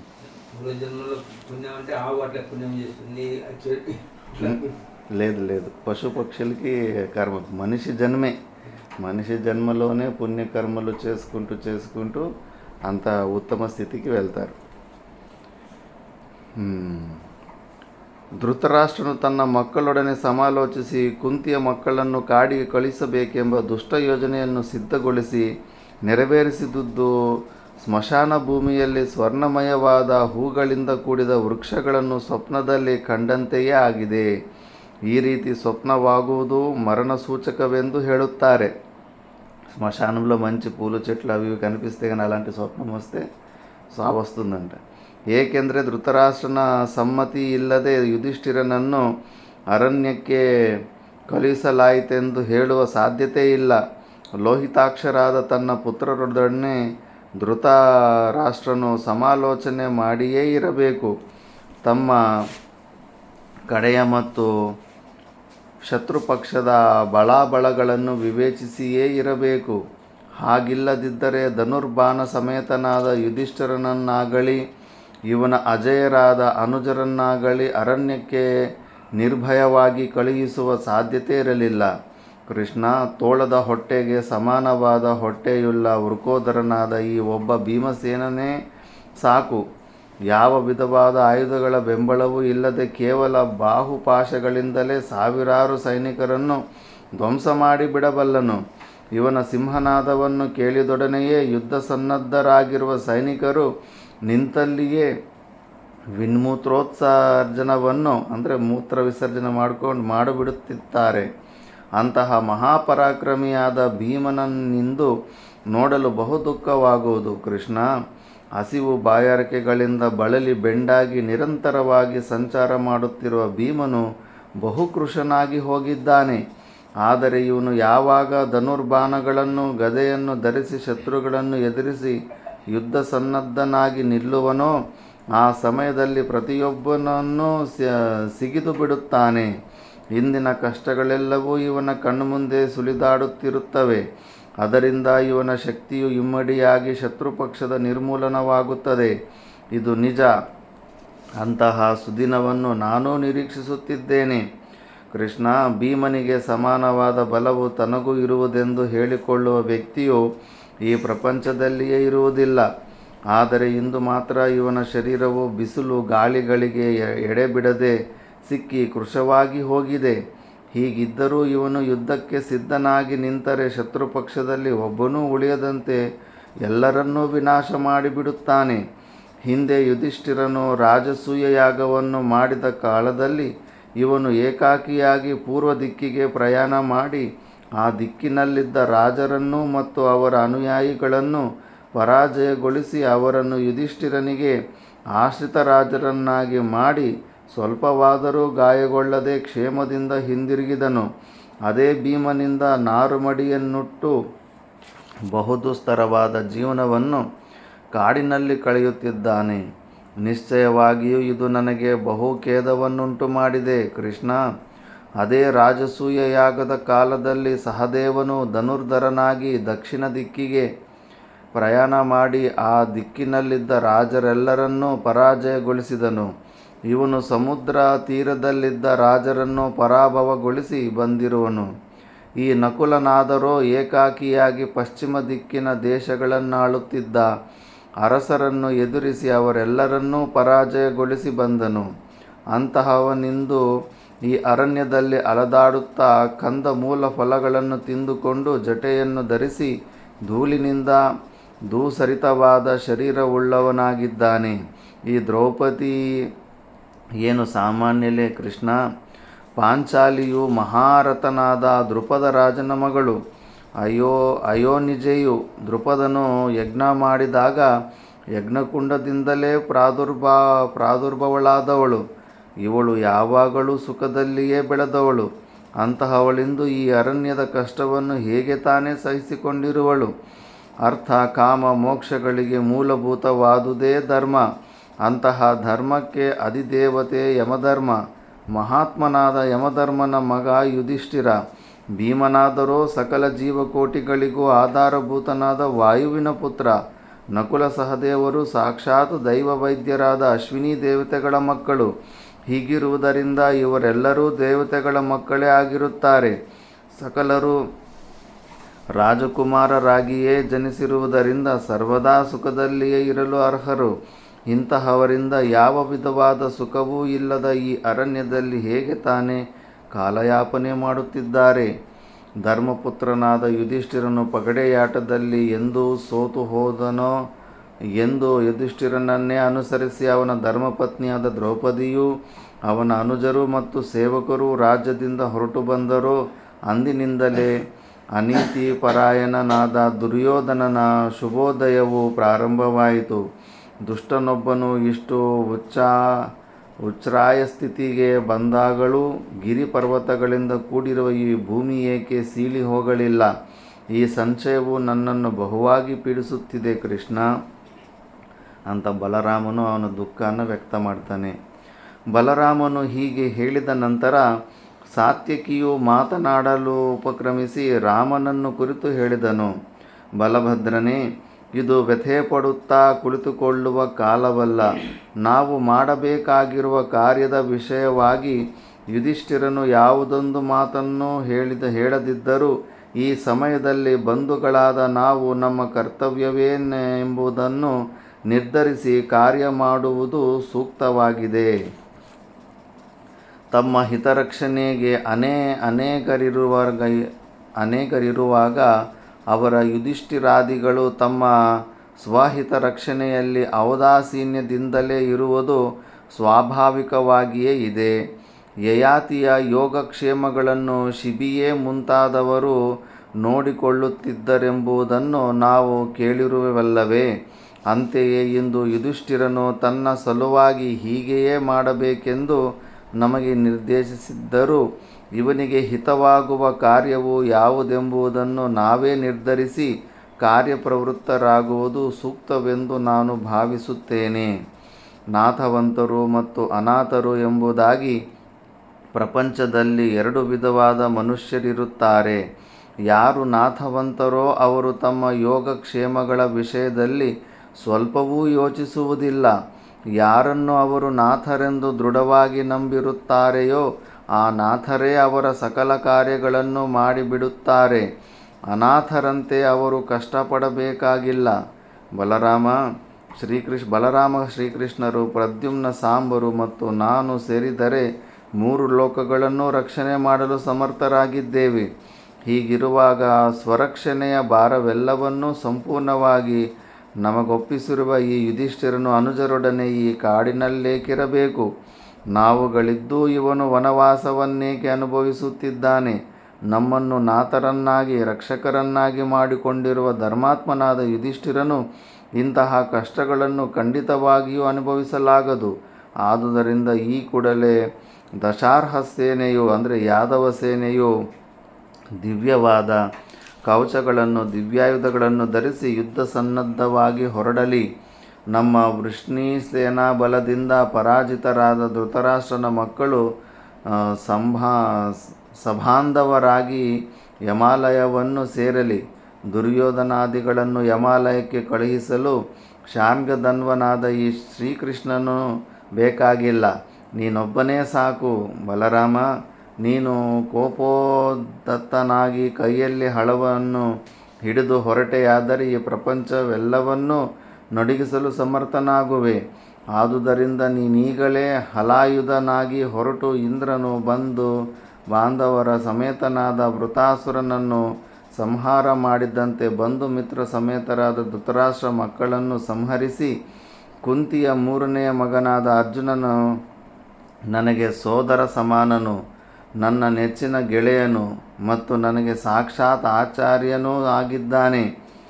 ಅವನು ಶ್ರೀಕೃಷ್ಣನಿಗೆ ಆತ್ಮಸಮನಾಗಿ ಇದ್ದಾನೆ. ರಾಮ, ಶತ್ರುವನ್ನು ಪರಾಭವಗೊಳಿಸಿರುವ ಕಾರಣದಿಂದ ಮಾನವರು ಎಂತಹ ಸುಪುತ್ರನನ್ನು, ಗುರುವು ಎಂತಹ ಸತ್ಶಿಷ್ಯನನ್ನು ಅಪೇಕ್ಷೆ ಪಡುವರೋ ಅಂತಹ ಸುಪುತ್ರನೂ ಸುಶಿಷ್ಯನೂ ನಾನಾಗಿರುತ್ತೇನೆ. ಆದುದರಿಂದ ನಾನು ಈ ಸಮಯದಲ್ಲಿ ಯಾವುದು ಉತ್ತಮ ಕಾರ್ಯವೋ ಅದನ್ನೇ ಮಾಡಲಿಚ್ಛಿಸಿದ್ದೇನೆ. ಈ ಕಾರ್ಯವೇನೋ ಅತಿ ಕಷ್ಟಕರವಾಗಿರಬಹುದು, ಆದರೂ ಈ ಕಾರ್ಯದಲ್ಲಿ ಪ್ರವೃತ್ತನಾಗಲು ನಾನು ನಿರ್ಧರಿಸಿಬಿಟ್ಟಿದ್ದೇನೆ. ನಾನು ದುರ್ಯೋಧನನನ್ನೇ ಎದುರಿಸಿ ನಿಲ್ಲುತ್ತೇನೆ. ಅವನು ಅವ್ಯಾಹತವಾಗಿ ಪ್ರಯೋಗ ಮಾಡುವ ಬಾಣಗಳ ಸಾಲನ್ನು ಉತ್ತಮೋತ್ತಮವಾದ ನನ್ನ ಬಾಣಗಳಿಂದ ಕತ್ತರಿಸಿ ಬಿಡುತ್ತೇನೆ. ಸರ್ಪವಿಷಕ್ಕೆ ಸಮಾನವಾದ ಮತ್ತು ಅಗ್ನಿಕಲ್ಪವಾದ ನನ್ನ ತೀಕ್ಷ್ಣ ಬಾಣಗಳಿಂದ ಯುದ್ಧದಲ್ಲಿ ನನ್ನೆದುರಾಗಿ ಬರುವ ಯೋಧರ ತಲೆಗಳನ್ನು ಅವರ ಶರೀರಗಳಿಂದ ನಿಮಿಷ ಮಾತ್ರದಲ್ಲಿ ಪ್ರತ್ಯೇಕಿಸಿಬಿಡುತ್ತೇನೆ. ಥಳಥಳಿಸುವ ನನ್ನ ಕತ್ತಿಯನ್ನು ಒರೆಯಿಂದ ತೆಗೆದು ಉಗ್ರರೂಪವನ್ನು ತಾಳಿ ಅವರ ಮೇಲೆ ಬಿದ್ದು ಆ ಯೋಧರ ತಲೆಗಳನ್ನು ಎವೆಯಿಕ್ಕುವುದರೊಳಗಾಗಿ ತುಂಡರಿಸಿಬಿಡುತ್ತೇನೆ. ಈ ರೀತಿಯಲ್ಲಿ ಅಲ್ಪಕಾಲದಲ್ಲಿಯೇ ದುರ್ಯೋಧನನ ಸೈನ್ಯವನ್ನು ನಾಶ ಮಾಡಿದ ಬಳಿಕ ದುರ್ಯೋಧನನನ್ನು ಮತ್ತು ಅವನ ಅನುಯಾಯಿಗಳನ್ನು ಸಂಹರಿಸುತ್ತೇನೆ. ಬಲದೇವ, ಈ ಭೀಮನ ಅನುಯಾಯಿಗಳು ನಾನು ಯುದ್ಧದಲ್ಲಿ ತೋರಿಸುವ ಕೈಚಳಕವನ್ನು ನೋಡಿ ಹಿರಿಹಿಗ್ಗಲಿ. ನಾನು ತೀಕ್ಷ್ಣವಾದ ನನ್ನ ಕತ್ತಿಯನ್ನು ಮತ್ತು ಧನುರ್ಬಾಣಗಳನ್ನು ಹಿಡಿದು ಶತ್ರು ಸೈನ್ಯದೊಳಗೆ ನುಗ್ಗಿ ದೊಡ್ಡ ಹುಲ್ಲು ಮೆದೆಯನ್ನು ಸಣ್ಣ ಬೆಂಕಿಯು ಕಿಡಿಯೊಂದು ಸುಟ್ಟು ಭಸ್ಮ ಮಾಡಿಬಿಡುವಂತೆ ಕೌರವ ಯೋಧರನ್ನು ತನ್ನ ತುಂಡರಿಸುವುದನ್ನು ನೋಡಿ ಸಂತೋಷಿಸಲಿ. ಕೃಪರಾಗಲಿ ದ್ರೋಣರಾಗಲಿ ವಿಕರ್ಣನಾಗಲಿ ಕರ್ಣನೇ ಆಗಲಿ ಈ ಪ್ರದ್ಯುಮ್ನ ಅಮೋಘವಾದ ಧನುಸ್ಸಿನಿಂದ ಚ್ಯುತವಾಗುವ ಅವ್ಯಾಹತವಾದ ಬಾಣಗಳ ಘಾತವನ್ನು ಖಂಡಿತವಾಗಿಯೂ ಸಹಿಸಿಕೊಳ್ಳಲು ಸಮರ್ಥರಲ್ಲ. ಮೇಲಾಗಿ ಅರ್ಜುನನ ಮಗನಾದ ಅಭಿಮನ್ಯುವೇನು ಸಾಮಾನ್ಯನೇ? ಅವನ ಪರಾಕ್ರಮವೆಷ್ಟೆಂಬುದನ್ನು ನಾನು ತಿಳಿದಿರುತ್ತೇನೆ.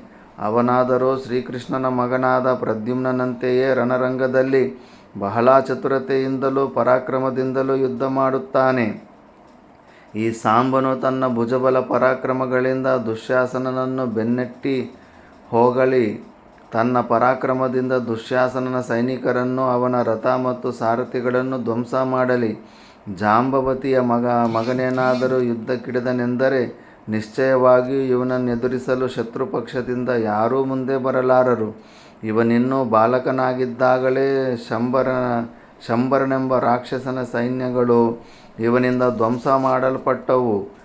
ದುಂಡಾದ ಮತ್ತು ದಪ್ಪವಾದ ತೊಡೆಗಳಿಂದಲೂ ಉದ್ದವಾದ ಕೈಗಳಿಂದಲೂ ಕೂಡಿದ್ದ ಮಹಾಪರಾಕ್ರಮದಿಂದ ಕಾದಾಡುತ್ತಿದ್ದ ಅಶ್ವಚಕ್ರನೆಂಬ ರಾಕ್ಷಸನನ್ನು ಜಾಂಬವತಿಯ ಮಗನು ಕ್ಷಣಮಾತ್ರದಲ್ಲಿ ಸಂಹರಿಸಿಬಿಟ್ಟನು. ರಥದಲ್ಲಿ ಕುಳಿತು ಧನುಷ್ಪಾಣಿಯಾಗಿ ಯುದ್ಧಕ್ಷೇತ್ರದಲ್ಲಿ ಮುನ್ನುಗ್ಗಿ ಹೋಗುವ ಈ ಸಾಂಬನನ್ನು ಎದುರಿಸಿ ನಿಲ್ಲುವ ಸಾಮರ್ಥ್ಯವುಳ್ಳವರು ಯಾರಿದ್ದಾರೆ? ಬಲಭದ್ರ ಮೃತ್ಯುವಿನ ದವಡೆಗೆ ಸಿಕ್ಕಿದ ಮಾನವನು ಯಾವ ರೀತಿಯಲ್ಲಿ ಮರಣದಿಂದ ತಪ್ಪಿಸಿಕೊಳ್ಳುವ ಸಾಧ್ಯತೆಯಿಲ್ಲವೋ ಅದೇ ರೀತಿಯಲ್ಲಿ ಈ ಸಾಂಬನಿಗೆದುರಾಗಿ ಸಿಕ್ಕಿದ ಎದುರಾಳಿಯೊಬ್ಬನು ಪ್ರಾಣಸಹಿತವಾಗಿ ಇವನಿಂದ ತಪ್ಪಿಸಿಕೊಂಡು ಹೋಗಲಾರನು. ಅಂತಹ ಅದ್ಭುತ ಪರಾಕ್ರಮವು ಇವನದಾಗಿರುತ್ತದೆ. ಶ್ರೀಕೃಷ್ಣನ ಪರಾಕ್ರಮದ ವಿಷಯವಾಗಿ ಹೇಳುವ ಅವಶ್ಯಕತೆಯೇ ಇಲ್ಲ.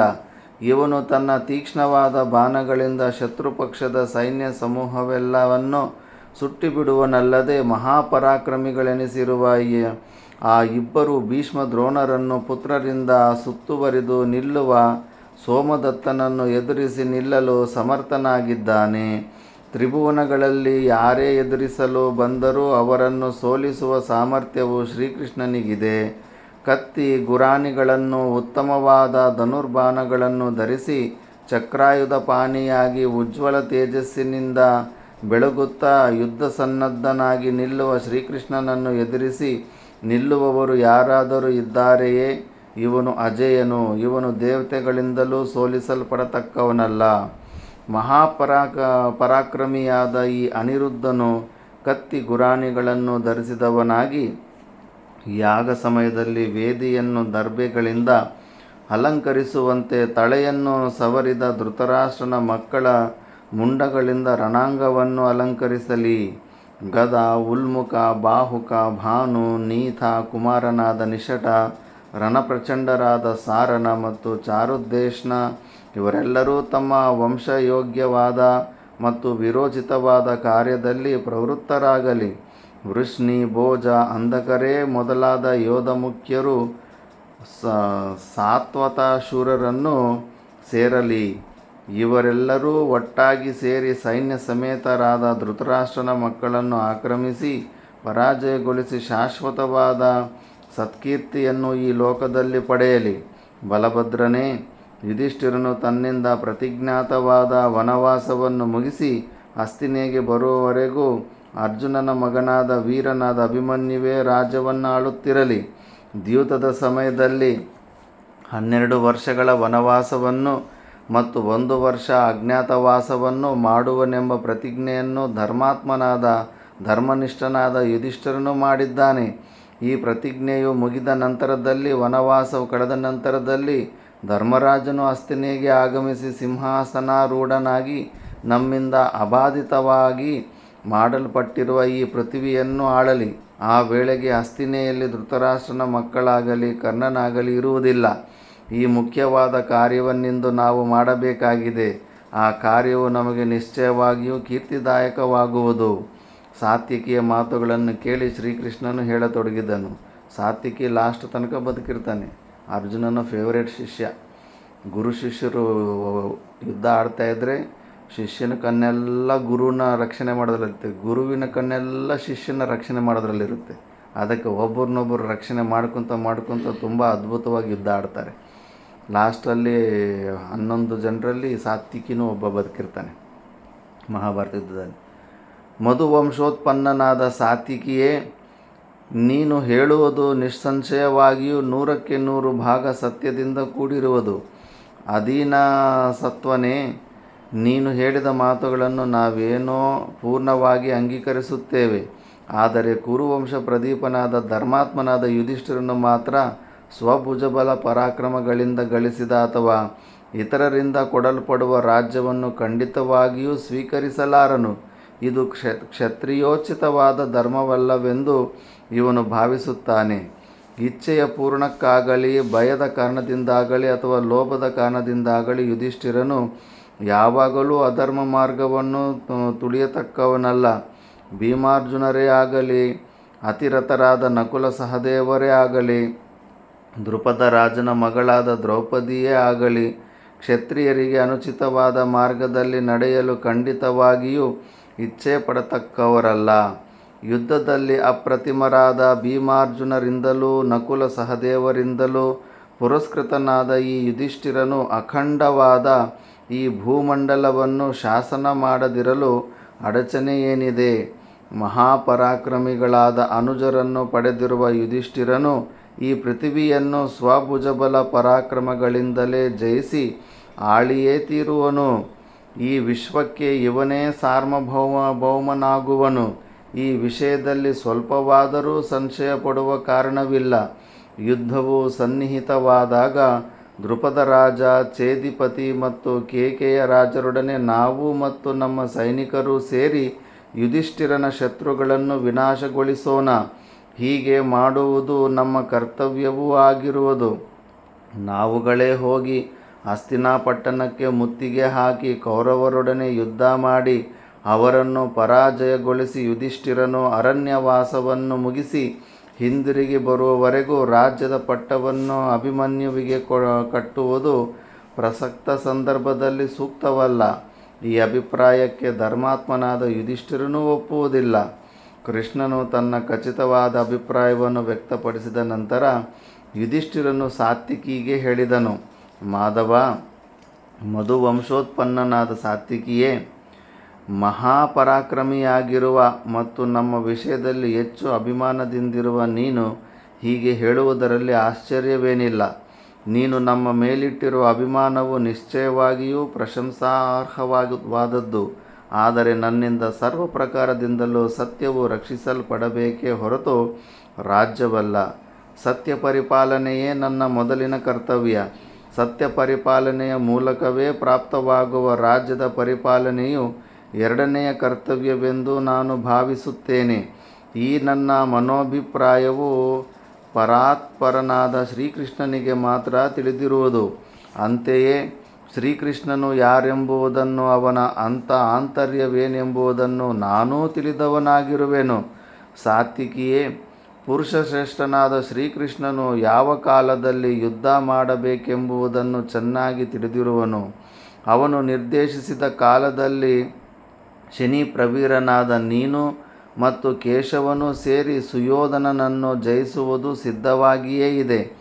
ಆದರೆ ಆ ಕಾಲವಿನ್ನೂ ಸನ್ನಿಹಿತವಾಗಿಲ್ಲ. ಇಂದು ಇಲ್ಲಿಗೆ ಆಗಮಿಸಿರುವ ದಶಾರ್ಹ ವೀರರು ಹಿಂದಿರುಗಲಿ. ನನ್ನ ರಕ್ಷಕರು ಮತ್ತು ಈ ಪ್ರಪಂಚದ ರಕ್ಷಕರು ನಾಥರೂ ಆಗಿರುವ ನಿಮ್ಮನ್ನು ಇಲ್ಲಿ ನೋಡಿ ನಾನು ಹರ್ಷಿತನಾಗಿದ್ದೇನೆ. ನಾನು ಧರ್ಮ ಮಾರ್ಗದಿಂದ ಸ್ವಲ್ಪವಾದರೂ ಚ್ಯುತನಾಗುವುದಿಲ್ಲ. ನನ್ನ ಆಹ್ವಾನವನ್ನು ಅಂಗೀಕರಿಸಿ ಸಂತೋಷದಿಂದ ಪುನರಾಗಮಿಸುವ ನಿಮ್ಮೆಲ್ಲರನ್ನೂ ನೋಡುವೆನು. ನೋಡುವ ದಿನವನ್ನು ನಿರೀಕ್ಷಿಸುತ್ತಿರುತ್ತೇನೆ. ಜನಮೇಜಯ, ಧರ್ಮಾತ್ಮನಾದ ಯುಧಿಷ್ಠಿರನು ಹೀಗೆ ಹೇಳಿದ ಬಳಿಕ ಯಾದವರೆಲ್ಲರೂ ಅವನ ಮಾತನ್ನು ಸಮ್ಮತಿಸಿ ಹೊರಡಲು ಸಿದ್ಧರಾದರು. ಹೊರಡುವ ಮುನ್ನ ಅವರೆಲ್ಲರೂ ಯುಧಿಷ್ಠಿರನಿಗೆ ಸಾಷ್ಟಾಂಗ ಪ್ರಣಾಮ ಮಾಡಿ ಭೀಮ, ನಕುಲ ಸಹದೇವರನ್ನು ಸ್ನೇಹದಿಂದ ಬಾಚಿ ತಬ್ಬಿಕೊಂಡರು. ಬಲರಾಮ, ಶ್ರೀಕೃಷ್ಣ ಪ್ರಮುಖರಾದ ಯಾದವರೆಲ್ಲರೂ ಯುಧಿಷ್ಠಿರಾದಿಗಳ ದರ್ಶನದಿಂದ ಸಂತುಷ್ಟರಾಗಿ ಅವರೆಲ್ಲರ ಅನುಮತಿಯನ್ನು ಪಡೆದು ದ್ವಾರಾವತಿಗೆ ಹಿಂದಿರುಗಿದರು. ಯಾದವರು ಹೊರಟು ಹೋದ ನಂತರ ಪಾಂಡವರು ತಮ್ಮ ಯಾತ್ರೆಯನ್ನು ಮುಂದುವರಿಸಿದರು. ಧರ್ಮಾತ್ಮನಾದ ಯುಧಿಷ್ಠಿರನು ತನ್ನ ಅನುಜರೊಡನೆಯೂ ಲೋಮಶರೊಡನೆಯೂ ಪುಣ್ಯ ನದಿಯಾದ ವಿದರ್ಭ ರಾಜನಿಂದ ಪೂಜಿತವಾದ ಯಜ್ಞದಲ್ಲಿನ ಸೋಮರಸದಂತೆ ಅತಿ ರುಚಿಕರವಾದ ತೀರ್ಥದಿಂದ ಕೂಡಿದ್ದ ಪಯೋಷ್ಣಿ ನದಿಯ ತೀರಕ್ಕೆ ತೆರಳಿದನು. ಅವನು ಅನುಜರಿಂದೊಡಗೂಡಿ ಅಲ್ಲಿಗೆ ಬಂದೊಡನೆಯೇ ಅಲ್ಲಿದ್ದ ಬ್ರಾಹ್ಮಣರು ಧರ್ಮಾತ್ಮನಾದ ಯುಧಿಷ್ಠಿರನನ್ನು ನೋಡಿ ಆನಂದಭರಿತರಾಗಿ ಅವನಿಗೂ ಅವನ ಪರಿವಾರಕ್ಕೂ ಸ್ವಾಗತವನ್ನಿತ್ತು ಅವನ ಧರ್ಮನಿಷ್ಠೆಯನ್ನು ಬಹುವಾಗಿ ಕೊಂಡಾಡಿದರು. ಯುಧಿಷ್ಠಿರ, ಈ ಪಯೋಷ್ಣಿ ನದಿಯ ತೀರವು ಪರಮ ಪವಿತ್ರವಾದದ್ದು. ಇಲ್ಲಿಯೇ ಹಿಂದೆ ನೃಗನೆಂಬ ಚಕ್ರವರ್ತಿಯು ಯಜ್ಞ ಮಾಡಿ ಸೋಮರಸದಿಂದ ಇಂದ್ರನನ್ನು ತೃಪ್ತಿಗೊಳಿಸಿದನು. ಈ ಸ್ಥಳದಲ್ಲಿಯೇ ದೇವತೆಗಳಿಂದಲೂ ಇಂದ್ರನಿಂದಲೂ ಮತ್ತು ಪ್ರಜಾಪತಿಗಳಿಂದಲೂ ಅನೇಕಾನೇಕ ಯಜ್ಞಗಳು ಮಾಡಲ್ಪಟ್ಟು ಋತ್ವಿಜರಿಗೆ ಯಥೇಚ್ಛವಾದ ಭೂರಿ ದಕ್ಷಿಣೆಗಳನ್ನು ಕೊಡಲ್ಪಟ್ಟಿವೆ. ಅಮೂರ್ತ ರಯಸ ಗಯನೆಂಬ ರಾಜಶ್ರೇಷ್ಠನು ಈ ಪವಿತ್ರ ಭೂಮಿಯಲ್ಲಿ 7 ಅಶ್ವಮೇಧ ಯಾಗಗಳನ್ನು ಮಾಡಿ ವಜ್ರಪಾಣಿಯಾದ ಇಂದ್ರನನ್ನು ಸೋಮರಸದಿಂದ ತೃಪ್ತಿಗೊಳಿಸಿದನೆಂದು ನಾವು ಕೇಳಿರುತ್ತೇವೆ. ಯುಧಿಷ್ಠಿರ, ಸಾಮಾನ್ಯವಾಗಿ ಯಜ್ಞಗಳಲ್ಲಿ ಮಣ್ಣಿನಿಂದ ಅಥವಾ ಮರದಿಂದ ಮಾಡಿದ ಪಾತ್ರೆಗಳನ್ನು ಉಪಯೋಗಿಸಿರುತ್ತಾರೆ. ಆದರೆ ಅಮೂರ್ತ ರಯಸನು ಮಾಡಿದ ಆ 7 ಅಶ್ವಮೇಧ ಯಾಗಗಳಲ್ಲಿಯೂ ಸ್ವರ್ಣಮಯವಾದ ಪಾತ್ರೆಗಳನ್ನೇ ಋತ್ವಿಜರು ಉಪಯೋಗಿಸುತ್ತಿದ್ದರು. ಆ 7 ಅಶ್ವಮೇಧಗಳಲ್ಲಿಯೂ ಪ್ರತ್ಯೇಕವಾಗಿ 7 ಯೂಪಾಗ್ರದ ಬಳೆಗಳು, 7 ಯೂಪಸ್ತಂಭಗಳು, 7 ಸೋಮರಸ ಪಾತ್ರೆಗಳು, 7 ಸೃಕ್ಕುಗಳು ಮತ್ತು 7 ಶೃವಗಳು ಇದ್ದು ಅವುಗಳೆಲ್ಲವೂ ಚಿನ್ನದಿಂದಲೇ ಮಾಡಲ್ಪಟ್ಟಿದ್ದವು. ಅಶ್ವಮೇಧ ಯಜ್ಞಗಳ 7 ಯೂಪಸ್ತಂಭಗಳ ಮೇಲೆಯೂ ಸುವರ್ಣಮಯವಾದ ಮತ್ತು ಪ್ರಕಾಶಮಾನವಾಗಿದ್ದ 7 ಚಮಸಗಳಿದ್ದವು. ಆ ಯಜ್ಞಸ್ತಂಭಗಳನ್ನು ದೇವತೆಗಳೊಡನೆ ಇಂದ್ರನೇ ಪ್ರತಿಷ್ಠಾಪನೆ ಮಾಡಿದನೆಂದು ನಾವು ಕೇಳಿದ್ದೇವೆ. ಗಯನು ಅಮೂರ್ತ ರಯಸನು ಮಾಡಿದ ಆ ಎಲ್ಲ ಯಜ್ಞಗಳಲ್ಲಿಯೂ ಇಂದ್ರನು ಸೋಮರಸವನ್ನು ಪಾನ ಮಾಡಿ ಸಂತುಷ್ಟನಾದನು. ಅಂತೆಯೇ ಋತ್ವಿಜರು ಯಥೇಚ್ಛವಾಗಿ ದಕ್ಷಿಣೆಯನ್ನು ಪಡೆದು ಸಂತುಷ್ಟರಾದರು. ಗಯನು ಋತ್ವಿಜರಿಗಿತ್ತ ಸಂಭಾವನೆಯಂತೂ ಅಗಣ್ಯವಾಗಿದ್ದಿತು. ಮಹಾರಾಜ, ಭೂಮಿಯ ಮೇಲಿರುವ ಮಳಲಿನ ಕಣಗಳನ್ನು ಎಣಿಕೆ ಮಾಡಲು ಹೇಗೆ ಸಾಧ್ಯವಿಲ್ಲವೋ, ಆಕಾಶದಲ್ಲಿರುವ ನಕ್ಷತ್ರಗಳನ್ನು ಎಣಿಕೆ ಮಾಡಲು ಹೇಗೆ ಸಾಧ್ಯವಿಲ್ಲವೋ ಮತ್ತು ಮಳೆಯ ಧಾರೆಗಳನ್ನು ಎಣಿಕೆ ಮಾಡಲು ಹೇಗೆ ಸಾಧ್ಯವಿಲ್ಲವೋ, ಅಂತೆಯೇ ಗಯನು ಋತ್ವಿಜರಿಗಿತ್ತ ಅಪಾರವಾದ ಐಶ್ವರ್ಯವನ್ನು ಎಣಿಕೆ ಮಾಡಲು ಸಾಧ್ಯವಿರಲಿಲ್ಲ. ಆ ಐಶ್ವರ್ಯವು ಎಣಿಕೆಗೆ ಸಿಕ್ಕುವುದಾಗಿರಲಿಲ್ಲ. ಯುಧಿಷ್ಠಿರ, ಗಯನು ವಿಶ್ವಕರ್ಮನಿಂದಲೇ ನಿರ್ಮಿತವಾದ ಅನೇಕಾನೇಕ ಸ್ವರ್ಣಮಯವಾದ ಧೇನುಗಳನ್ನು ನಾನಾ ದೇಶಗಳಿಂದ ಯಜ್ಞಕ್ಕೆ ಆಗಮಿಸಿದ್ದ ಬ್ರಾಹ್ಮಣರಿಗೆ ದಾನವಾಗಿ ಕೊಟ್ಟು ಅವರನ್ನು ತೃಪ್ತಿಪಡಿಸಿದನು. ಅವನು ಒಂದೊಂದು ಯಜ್ಞ ಮಾಡಿದಾಗಲೂ ಒಂದೊಂದು ಯಜ್ಞಸ್ತೂಪವನ್ನು ಸ್ಥಾಪಿಸುತ್ತಿದ್ದನು. ವಿಶ್ವದಲ್ಲಿ ಗಯನ ಯಜ್ಞಸ್ತಂಭವಿಲ್ಲದ ಸ್ಥಳವೇ ಇರಲಿಲ್ಲ. ವಿಶ್ವವೆಲ್ಲವೂ ಗಯನ ಯಜ್ಞಸ್ತಂಭಗಳಿಂದಲೇ ತುಂಬಿ ಹೋಗಿದ್ದಿತು. ಅಷ್ಟೊಂದು ಅಗಣಿತವಾದ ಯಜ್ಞಗಳನ್ನು ಅಮೂರ್ತ ರಯಸನು ಮಾಡಿದನು. ಅಷ್ಟೊಂದು ಯಾಗಗಳನ್ನು ಮಾಡಿ ದೇವತೆಗಳೊಡೆಯನಾದ ಇಂದ್ರನನ್ನು ಸೋಮರಸದಿಂದಲೂ ಬ್ರಾಹ್ಮಣರನ್ನು ಅಗಣಿತವಾದ ದಕ್ಷಿಣೆಯಿಂದಲೂ ತೃಪ್ತಿಪಡಿಸಿದ್ದರಿಂದ ಅವನಿಗೆ ಇಂದ್ರಲೋಕವೂ ಪ್ರಾಪ್ತವಾಯಿತು. ಗಯನು ಅಂದು ಯಜ್ಞ ಮಾಡಿದ ಈ ಸ್ಥಳದಲ್ಲಿ ಯಜ್ಞದ ಮಹತ್ವವು ಹಾಗೆಯೇ ಉಳಿದಿದೆ. ಈಗಲೂ ಈ ಪಯೋಷ್ಣಿ ನದಿಯಲ್ಲಿ ಸ್ನಾನ ಮಾಡಿದವರು ಗಯನಂತೆಯೇ ಇಂದ್ರಲೋಕವನ್ನು ಪಡೆಯುತ್ತಾರೆ. ಆದುದರಿಂದ ಯುಧಿಷ್ಠಿರ, ನಿನ್ನ ಅನುಜರಿಂದೊಡಗೂಡಿ ನೀನು ಈ ಪುಣ್ಯ ನದಿಯಲ್ಲಿ ಸ್ನಾನ ಮಾಡು. ಈ ಮಹಾನದಿಯಲ್ಲಿ ಸ್ನಾನ ಮಾಡುವುದರಿಂದ ನಿಶ್ಚಯವಾಗಿಯೂ ಸಕಲ ಪಾಪಗಳಿಂದಲೂ ವಿಮುಕ್ತನಾಗುವೆ. ವೈಶಂಪಾಯನರು ಜನ್ಮೇಜಯನನ್ನು ಕುರಿತು ಹೇಳುತ್ತಾರೆ. ಮಹಾರಾಜ, ಲೋಮಶರು ಹೇಳಿದಂತೆ ಧರ್ಮಾತ್ಮನಾದ ಯುಧಿಷ್ಠಿರನು ತನ್ನ ಅನುಜರೊಡನೆ ಪಯೋಷ್ಣಿ ನದಿಯಲ್ಲಿ ಯಥಾವಿಧಿಯಾಗಿ ಸ್ನಾನ ಮಾಡಿದನು. ಅನಂತರದಲ್ಲಿ ತನ್ನ ಅನುಜರೊಡನೆಯೂ ದ್ರೌಪದಿಯೊಡನೆಯೂ ಲೋಮಶರೊಡನೆಯೂ ವೈಡೂರ್ಯ ಪರ್ವತಕ್ಕೂ ಮತ್ತು ನರ್ಮದಾ ನದಿಯ ತೀರಕ್ಕೂ ಪ್ರಯಾಣ ಮಾಡಿದನು.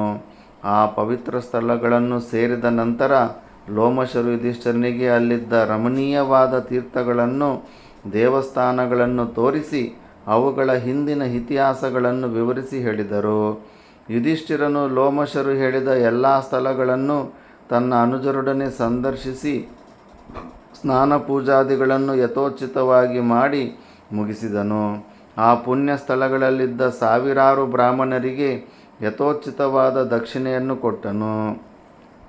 ಅನಂತರದಲ್ಲಿ ಲೋಮಶರು ವೈಡೂರ್ಯ ಪರ್ವತದ ಮತ್ತು ನರ್ಮದಾ ನದಿಯ ಮಹಾತ್ಮ್ಯವನ್ನು ಹೇಳಲು ಉಪಕ್ರಮಿಸಿದರು. ಕುಂತಿಪುತ್ರನೇ, ಯಾವ ಮನುಷ್ಯನು ಈ ವೈಡೂರ್ಯ ಪರ್ವತವನ್ನು ಸಂದರ್ಶಿಸಿ ಪುಣ್ಯತಮಳಾದ ಈ ನರ್ಮದೆಯಲ್ಲಿ ಸ್ನಾನ ಮಾಡುವನೋ ಅವನು ದೇವತೆಗಳು ಮತ್ತು ಧಾರ್ಮಿಕರಾದ ರಾಜರು ಪಡೆಯುವ ಉತ್ತಮ ಲೋಕಗಳನ್ನು ಪಡೆಯುತ್ತಾನೆ. ಈ ಸ್ಥಳವು ತ್ರೇತಾ ಮತ್ತು ದ್ವಾಪರ ಯುಗಗಳ ಸಮ್ಮಿಲನದ ಸ್ಥಾನವಾಗಿರುವುದು. ಮಾನವನು ತನ್ನ ಸತ್ಕಾರ್ಯಗಳಿಂದ ಪಾಪಗಳನ್ನು ಹೋಗಲಾಡಿಸಿಕೊಳ್ಳುವ ಪವಿತ್ರ ಸ್ಥಳವು ಇದಾಗಿರುತ್ತದೆ. ಈ ಪವಿತ್ರ ಸ್ಥಳದಲ್ಲಿಯೇ ಶರ್ಯಾತಿಯು ಯಾಗ ಮಾಡಿದನು ಮತ್ತು ಇಂದ್ರನೇ ಪ್ರತ್ಯಕ್ಷನಾಗಿ ಬಂದು ಶರ್ಯಾತಿಯು ಮಾಡಿದ ಯಾಗದಲ್ಲಿ ಅಶ್ವಿನಿ ದೇವತೆಗಳೊಡನೆ ಸೋಮಪಾನ ಮಾಡಿದನು.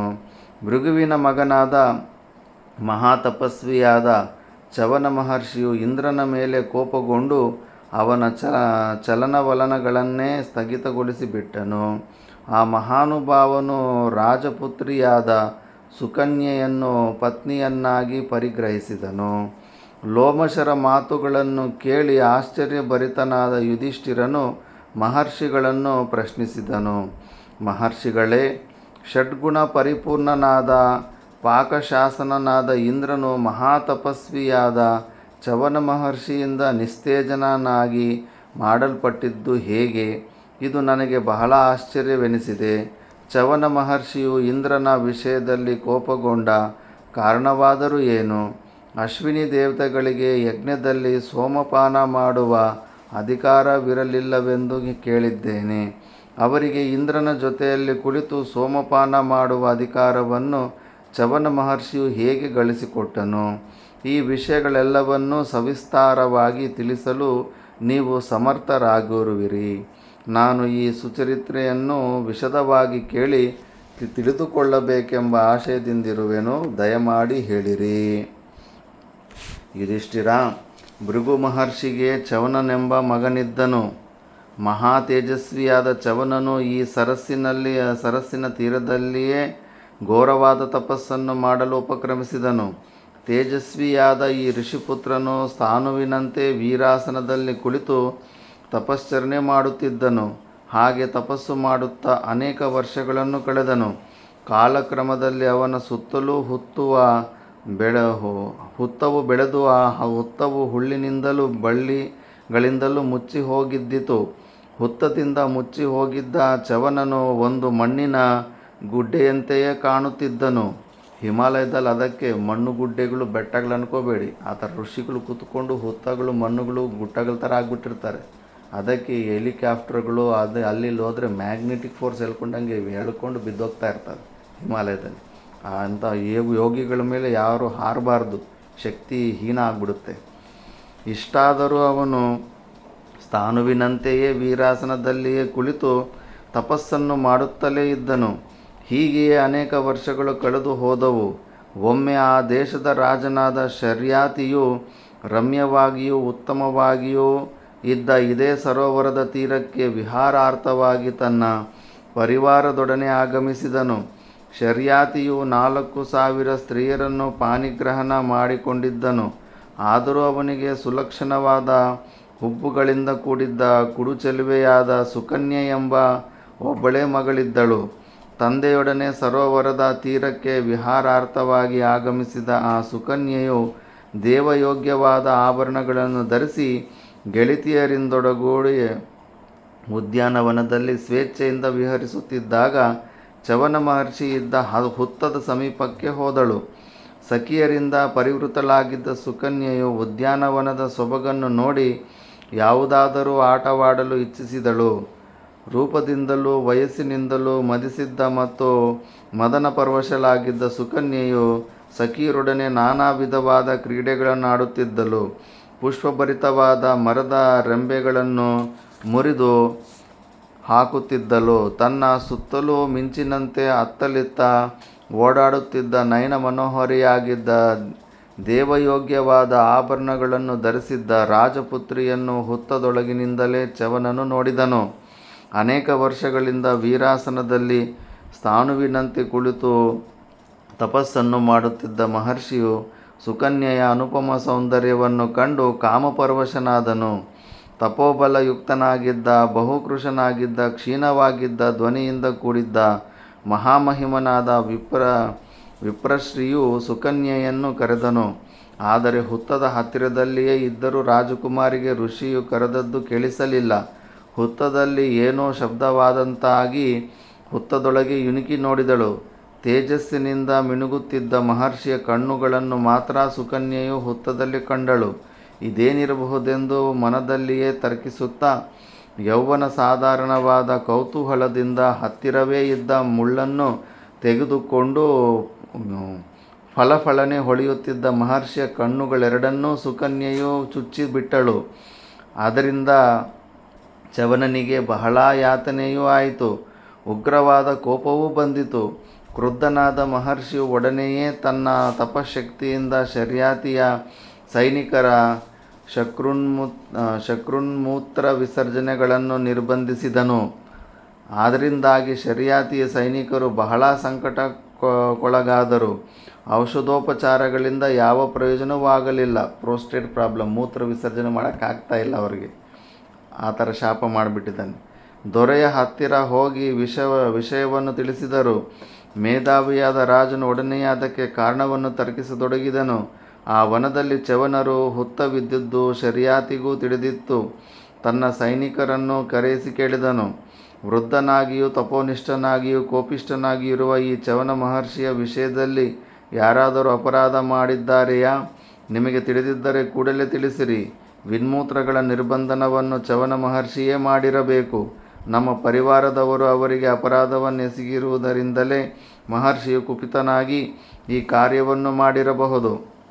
ಆದುದರಿಂದ ಮಹರ್ಷಿಗೆ ಅಪರಾಧ ಮಾಡಿದವರಾರೆಂಬುದನ್ನು ಕೂಡಲೇ ತಿಳಿಯಿರಿ. ಮಹಾರಾಜ, ಮಹರ್ಷಿಗೆ ಯಾರು ಅಪರಾಧವನ್ನು ಮಾಡಿರುವರೆಂಬ ವಿಷಯವು ನಮಗೆ ತಿಳಿಯದು.